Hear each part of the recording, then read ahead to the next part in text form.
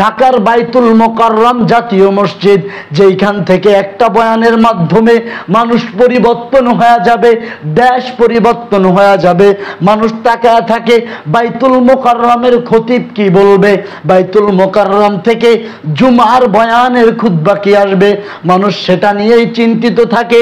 কিন্তু কি দুঃখ গো, আজকে বাংলাদেশের ভিতরে যেই বাইতুল মোকাররম থেকে মানুষের শিষ্টাচার, মানুষের ভদ্রতা, মানুষের আদব, মানুষ কিভাবে মুআদ্দাব হবে, মানুষ কিভাবে আমলওয়ালা হবে, মানুষ কিভাবে নামাজি হবে, মানুষ কিভাবে জিকিরওয়ালা হবে, মানুষ কিভাবে এহকালে শান্তি পরকালে মুক্তি পাবে, এটাই মানুষের ছিল সেইখান থেকে পাওয়ার একটা মূল লক্ষ্য। কিন্তু আজকে জাতির কপাল বড় খারাপ, আজকে ওই স্থান থেকে আমাদের তো ভদ্রতা শিষ্টাচার না, আল্লাহর কি রহমত নাকি গজব বলতে পারবো না। আপনারা গতকাল কেউ দেখেছেন, গতকালকে জুমার সময় বাইতুল মোকাররম মসজিদের ভিতরে মারামারি শুরু হয়ে গেল, হট্টাগোল শুরু হয়ে গেল। সেখানে বাংলাদেশের জামাত ইসলামের বড় একজন মুফতি সাহেব বয়ান করতেছে।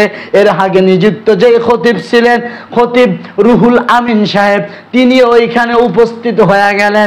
এমন সময় দুই পক্ষের মধ্যে ওই যেই পুরন পক্ষ রুহুল আমিন সাহেবের যেই লোক ছিল, তারা পরবর্তীতে এসে বলতেছে, এইটা তো বাইতুল মোকাররম জাতীয় মসজিদ, এইখানে এসে আপনি খুতবা দিতেছেন, অবশ্যই কারোর না কারোর পরামর্শ দিতেছেন।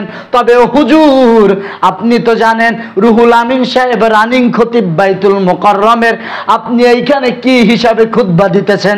আপনি কি পূর্বের যেই খতিব ছিল তার থেকে অনুমতি নিয়েছেন কিনা?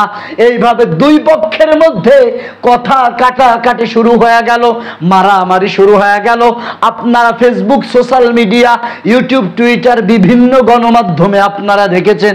আজকে জাতির এই ক্লান্তি লগ্নে ঢাকার মতো একটা বাইতুল মোকাররম জামে মসজিদের ভিতরে জুমার বয়ানে যেখানে মারামারি হয়, সেখান থেকে মানুষ কি আদব নিবে, কি শিষ্টাচার নিবে, কি ধর্মীয় জ্ঞান নিবে? সেখান থেকে মানুষ তো আরো মারামারি এবং বেআদব হয়ে বের হওয়ার কথা।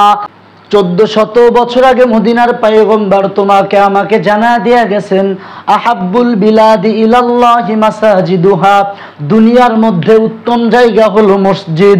আল্লাহর রাসূল বলেন, যদি অন্তর খারাপ হয় মসজিদের মধ্যে যাও, তোমার অন্তরের মধ্যে ব্যথা, মসজিদের মধ্যে যাও, মনের মধ্যে প্রেশান, মসজিদের মধ্যে যাও, অন্তরের মধ্যে প্রেশানের দাগ লেগে গেছে, মসজিদের মধ্যে যাও, তুমি ব্যবসায় মার খেয়েছো, তুমি মসজিদের মধ্যে যাও, মনের মধ্যে অস্থিরতা, ওই মসজিদে যায়া আল্লাহ তাআলার কুদরতি কদমের মধ্যে সিজদা লাগাও, এক সিজদায় দেখবা তোমার অন্তর ঠান্ডা হয়ে গেছে।